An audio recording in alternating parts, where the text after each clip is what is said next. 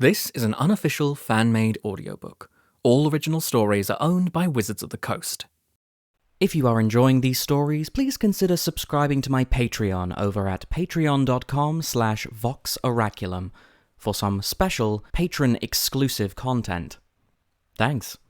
On with the story. Tarkir Dragonstorm, Episode 3, What the Past Devours. From a distance, the blood ribboning from the dragon's torso made it look like the sky was a slit throat. Gore wept from every part of its hide. A flight of smaller dragons circled the beast like it was already a corpse, nipping, biting, ripping out what chunks they could before the dying beast's massive jaws could catch them. As it flew, more dragons joined the swarm, eager for their share of the feast.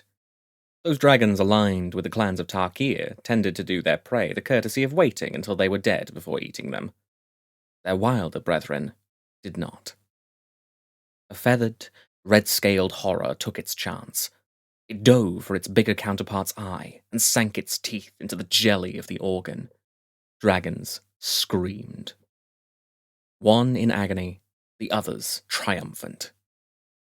And down went the hunted behemoth, crashing shoulder first into a tract of tall grass, startling the gazelles and other land-bound fauna. The herbivores scattered, a sea of tan-coloured bodies bleating with alarm.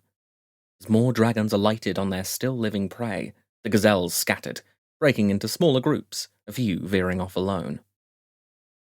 One, a hungry-looking male, barely into adulthood, made a break toward the shadow of a massive pine. It ran, panting. Ajani struck, and he struck true. His axe cleaved through the gazelle's neck, sending the head sailing some distance away. He'd been stalking the herd for the better part of the last 2 hours, finding an animalistic peace in the effort.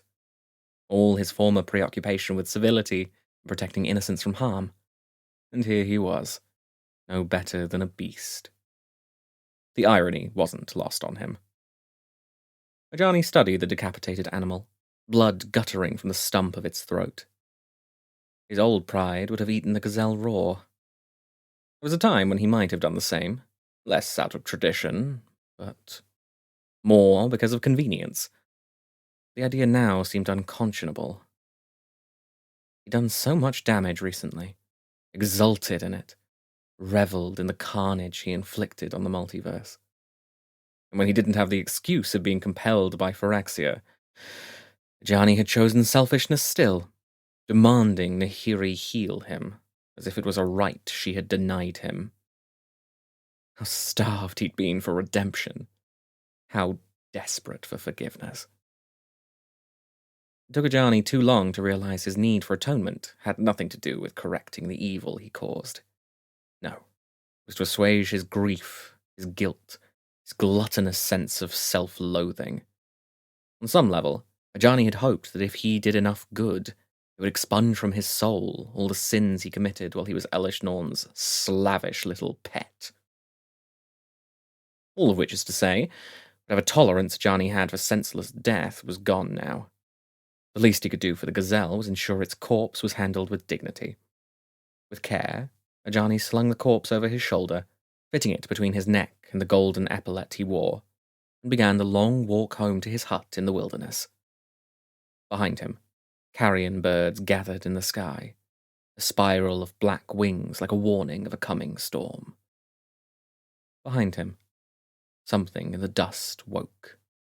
The horned individual standing beside his hut bowed low as Ajani returned, her smooth face splitting into a star-white grin. It is such a blessing to be able to once again stand in the company of a hero. Ajani flinched. No, please. We've spoken about this. I'm no hero. I'm barely more than... Yes, you are a sham. You are a disgrace to everything you stand for. A betrayer who allowed hubris. The Jinni's smile remained luminous as she spoke. Mercy, said Ajani, setting the gazelle's corpse onto the ground. Blood streaked his white fur, a red gash crossing diagonally over his broad chest. Despite his melancholy, the planeswalker could not help but smile. Ner was unrepentantly insolent. She seemed to hold few things sacred, and there were rumors she would even publicly tease the Abzan Khan, with no care for who was in earshot. This would be an issue if Ner wasn't so damned charming about it, something of which she seemed abundantly aware. I cannot deal with one of your lectures today. The Jinni splayed a hand over her chest. She was wrapped in the lustrous colours of the Abzan, her emerald, gold-lined robes accented with purple. A bag hung from her right shoulder, the leather bulging with geometric shapes. Me? Said Ner, gesturing toward the Leonin's hut as though it were her own. Lecture? You slander me.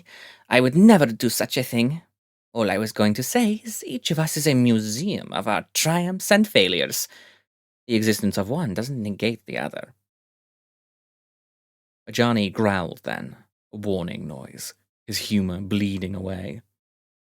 This can't be a courtesy call. Unmoved by the Leonin's ire, Ner said, No, it isn't.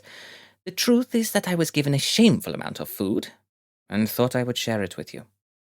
The genie patted the bag at her side. Eating alone is, well, a terribly lonely thing, isn't it?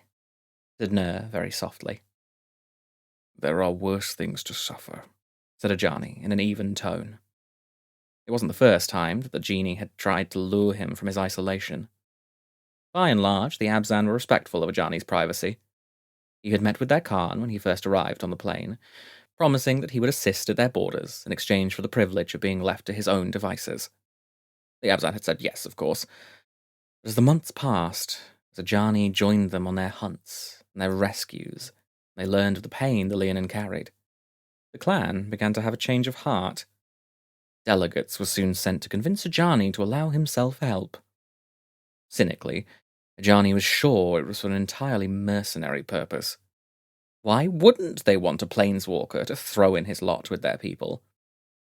When he turned the 19th ambassador away, Ner began appearing at his door. Unfortunately for Ajani, he liked Ner. Indeed there is, said the genie, her attention falling on something behind the massive cat warrior's shoulder. For one, you could be dead, and furious, and lost. Ajani turned as she did. The air swirled with debris. There were faces moving in the sand's silted wind. Agonized faces, contorted with grief and rage and hate. They hated him, hated Ner, hated the living world, hated most of all the fact that they'd been left there, their kin tree extinguished, their names forgotten. They were no more than a mass of untethered memories. The first time Ajani learned about the ancestral maelstroms, he thought them tragic. Now, he envied them a little. I've heard stories of when life was simpler. If your elders wanted to beset you with their grievances, they waited until there was a festival before swarming you. Now they kick up a fuss wherever and whenever they feel like. Don't you think it's rather discourteous? Our dead, they can be so rude in their unlife, Ner said conversationally, beginning to walk toward the gathering spirits. Apologies, it will not take more than a minute. The genie threw her arms open. Ajani, who'd learned to get out of the way when Ner was at work, turned his attention instead to the gazelle, pulling a knife from his pack to split the carcass in half. Every part would be used, from blood to bone, tendon to teeth. Ajani would find a use for it. He owed the animal that, at least. Revered uncles, esteemed aunties, I understand you have issues. If Ner's smile had been bright before, it was phosphorescent now. Her voice took on a certain melodiousness, a cadence like a prayer. And I respect them. I understand what it is like to feel adrift, lost, and you have every right to be in pain. But we did not forget you. We will not abandon you. Your tree will be found, and it will not be lost again. I promise you. Just, please, I need a moment first. Johnny could never tell what it was. Actual magic, some innate gift of assuaging spirits, or the fact that Ner was entirely sincere in her sympathy for those lost souls. For all her smarminess and her penchant for irreverence, the Wandering Warden, as she was known among the Abzan, cared furiously for her duties. Either way, Ner's work proved uncannily effective.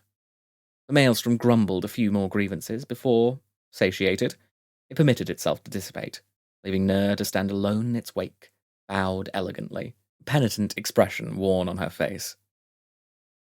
I suspect they'll return before long, but we'll have time to indulge in breakfast first.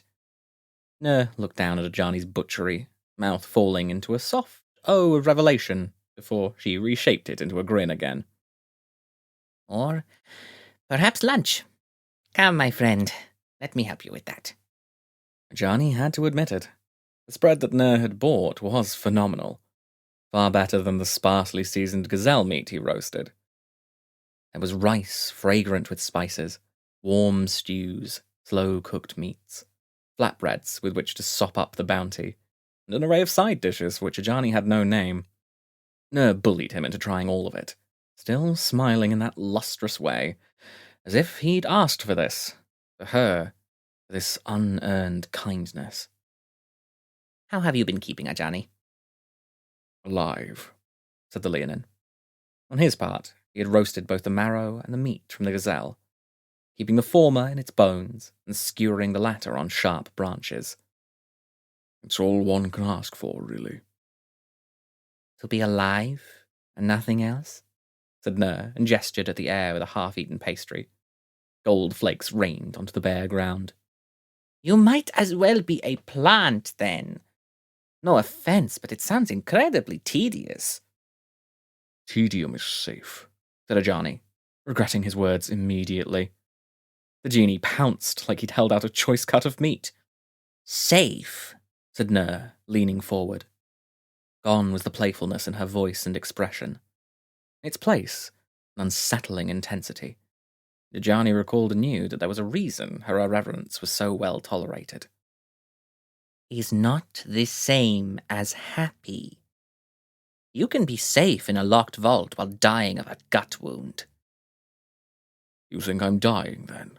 Said Ajani, arms folded. His heart was barren of everything but essentials, namely storage for food and a panoply of weapons. The Leonin kept nothing in the way of creature comforts.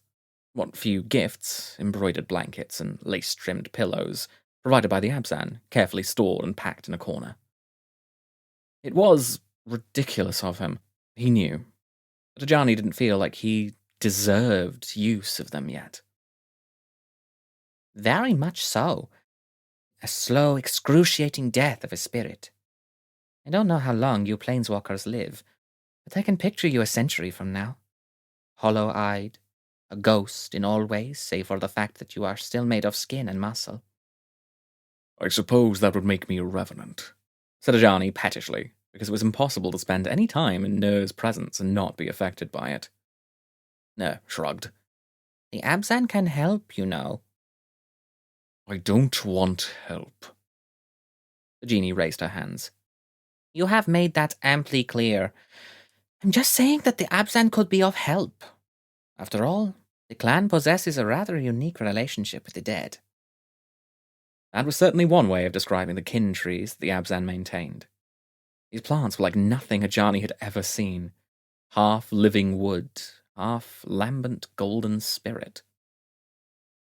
In keeping them close, we have learned there is no escaping the past, no martyring yourself to it. Only coming to terms with what has happened. Ner's face cracked again into a luminous smile. Which can be a difficult process, but that is why we have a great many counselors in Arashin, living beautifully luxurious lives. Warden?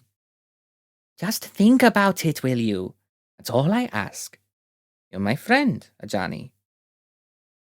Someone else had called him friend, too. Had believed he was still her friend until he raised his axe against her. Ajani would never forget Jaya's face as she plummeted from the mana rig. Not her grief, not the betrayal in her eyes. Ner's voice pitched to a whisper, truly serious for the first time, remorseless in her pity. And I worry for you. This isn't living. This is just a death deferred. Or punishment, said Ajani, unable to meet his guest's eyes. And who decides when it has finally fit the crime? The two did not speak again for the rest of their meal, something for which Ajani was only slightly sorry. Had Narset her way, she would have gone with one of the older dragons, someone who wouldn't be missed by the Sky Riders. But the adolescent female wouldn't hear it, trumpeting her keenness to participate in the upcoming adventure. It'd be an honor to serve in this quest, Waymaster, she declared breathlessly in the common tongue, for what felt like the umpteenth time, tail slapping the floorboards. I've always dreamed of this opportunity. If you permit me this privilege, I will... Yes, said Narset. Fine. Just be quiet, please. I'd like to leave before the monastery takes notice. And so Narset saddled the young dragon, slightly chagrined to have been outmaneuvered that way, and aware that the other denizens of the rookery could have called the alarm on them, but chose not to. She wondered with detached interest what they'd say if questioned by the other monks, but dismissed the curiosity a moment later. Narset had left them extensive instructions and other helpful documentation. They'd be fine. At worst, it would be slightly awkward when Narset returned. Elspeth drifted behind her without comment or cursory attempt at conversation, which Narset was glad for, having no aptitude for small talk, although she recognized the strangeness in the angel's behavior. She was increasingly convinced that Elspeth's ascension had taken as much from the woman. as it had given, that to kindle her celestial power, they had to burn away those things that made her human once. Narset wondered if she noticed, and if she cared. The angel did not speak until the red foliage and jeweled lakes of the Jeskai territories gave way to blasted terrain. Is this the crucible, then? A faint opalescence seemed to sheen the barren rock. That it is, said Narset's mount eagerly. They say it was lush wilderness before the titanic battle. Narset shook her head. That is pure embellishment. It was always like this. Spoil sport. Have you returned here since you confronted the Dragon Lords? Asked Elspeth. Suddenly, Narset was at the battle again. It was becoming clear the rebel leaders were at an advantage. Their spirit dragons were fresh born into the world, bristling still with the power of the storm that had created them, whereas their adversaries had spent centuries, mortal and complacent, convinced of their unassailability. Narset urged Shiko forward, the two of them transformed into a spearhead aimed for the throat of Tarkir's masters. She shut her eyes as Dromoka scorched the air with the light of her breath, felt Shiko twist upward, and the incandescence die. A little more, she told her mount. A little more, and the Dragon Lords would break, she was sure. Too many times, said Narset. The stories always end with how we drove them into the storm. It sounds so heroic. But I wonder if the Dragon Lords went into hiding and are biding their time before returning to Tarkir.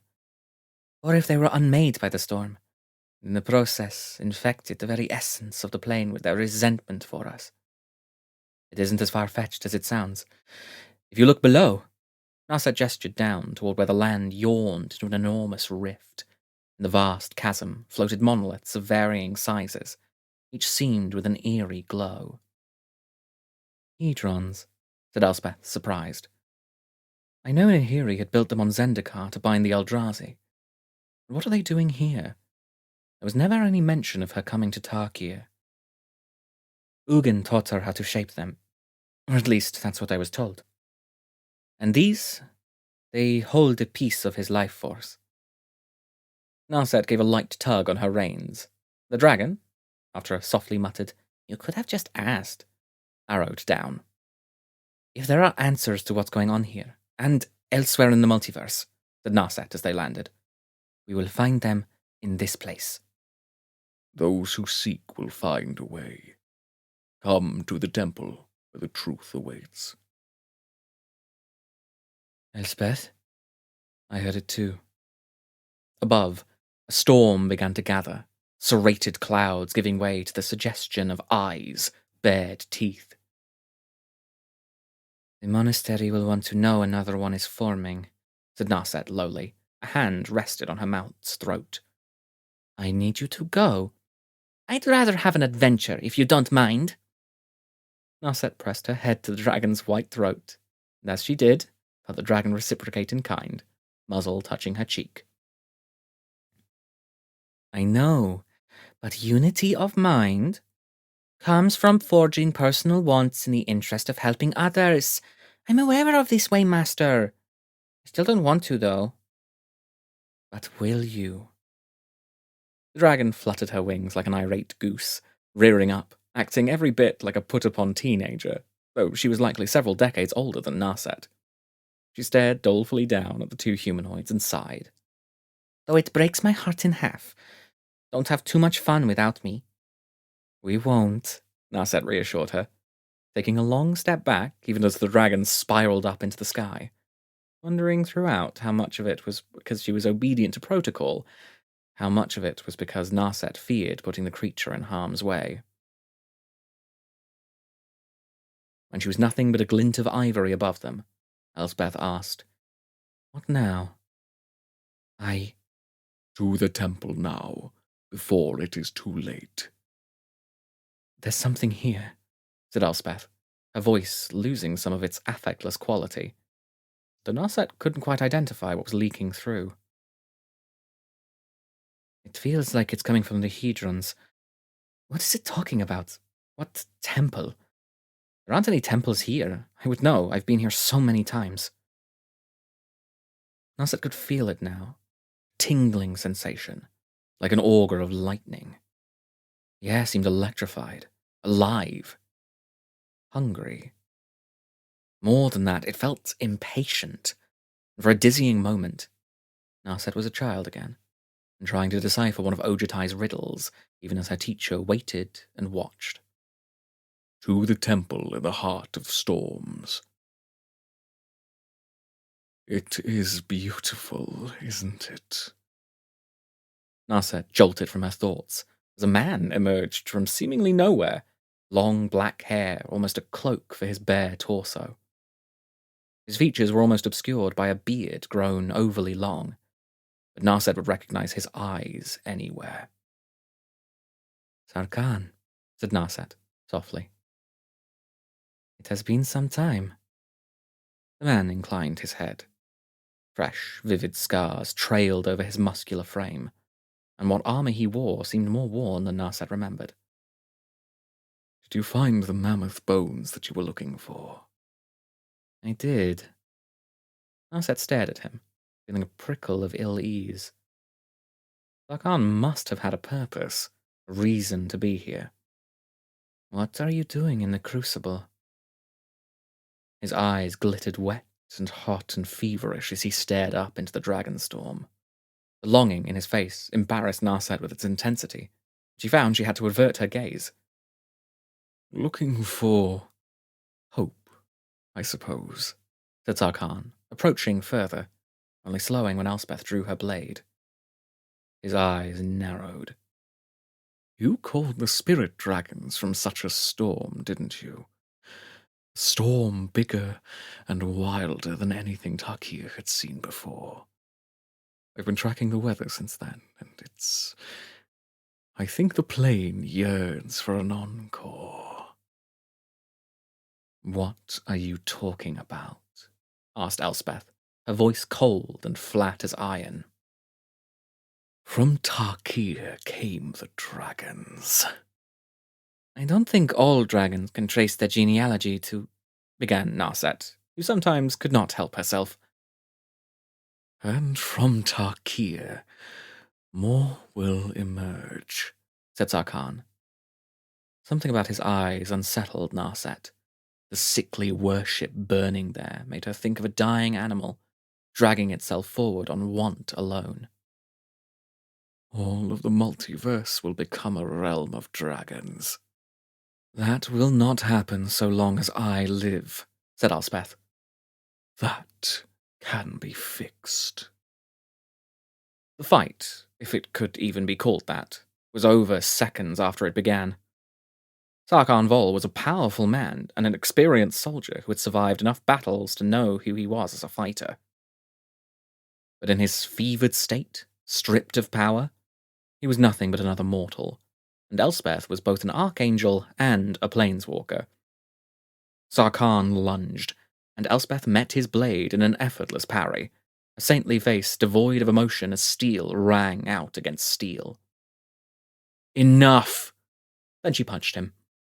It was a brutish, effective, and utterly unexpected move on Elspeth's part. Sarkhan sat heavily onto the ground, a palm over where Elspeth had struck him in the ribs with a mailed glove.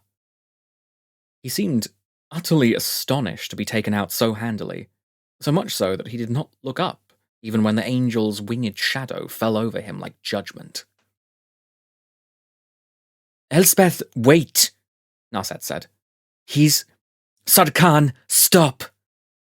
Hard as the angel had hit Sarkhan, it hadn't been enough. As the archangel spun to regard her friend, Sarkhan unfolded, snarling from the ground. The angle was perfect. The archangel's wings, she would not be able to turn, not quickly enough, not before Sarkhan sank his blade through her ribs. Narset did not hesitate, fingers twining in a complicated pattern, before she spread her hands, mana flowing through her. Indigo light rippled through the air. The blast sent Sarkhan crashing to the ground 10 feet away, panting and boneless and stunned.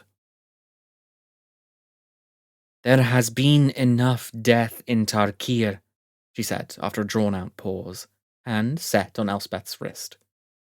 "We don't need more." Elspeth gazed at her with an expression like statuary, perfect and awful and cold. Then it softened, and there was pity in her eyes as she stared down at Sarkhan, pity in the bend of her mouth as she sheathed her sword again. "If you attack us again, I'll kill you." How starved he was for a chance to once again be more than snivelling meat, soft-skinned, breakable. Sarkhan clutched at his chest, feeling where the misplaced rib bobbed and bounced like the hand of a clock. He was humiliated. There'd been a time when he could have taken both his adversaries handily. That time was lost along with his access to his true self. All Sarkhan possessed now was this form, this worm of a body, wingless, weak, worthless. His draconic form was still in reach. Transformation was so much harder these days. What once felt like freedom now felt like torture. His body no longer eagerly unraveled into metamorphosis. It screamed with pain. Everything hurt. If his flesh had its way, he'd stay human forever, the thought of which frightened him terribly. How desperate he was to have his past returned to him, and this hateful present removed. Sarkhan swallowed against the pain and limped forward, long hair matted over his face. He walked for hours from the Crucible to the cold fields of Mardu territory. Sarkhan hadn't been ostracized, per se. Nothing stopped him from returning to his people, save for his shame at being diminished, becoming someone so weak.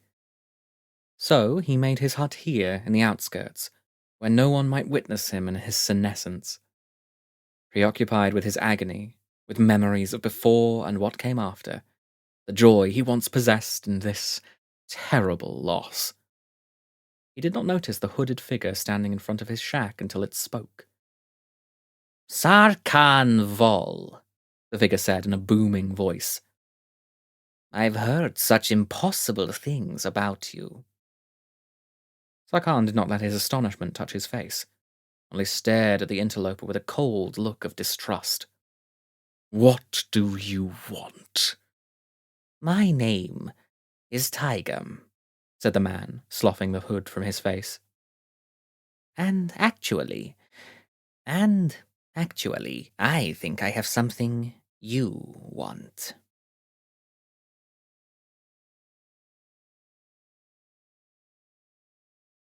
A special thanks to all of my patrons, especially Owen Griffin. Thanks for watching and for your continued support.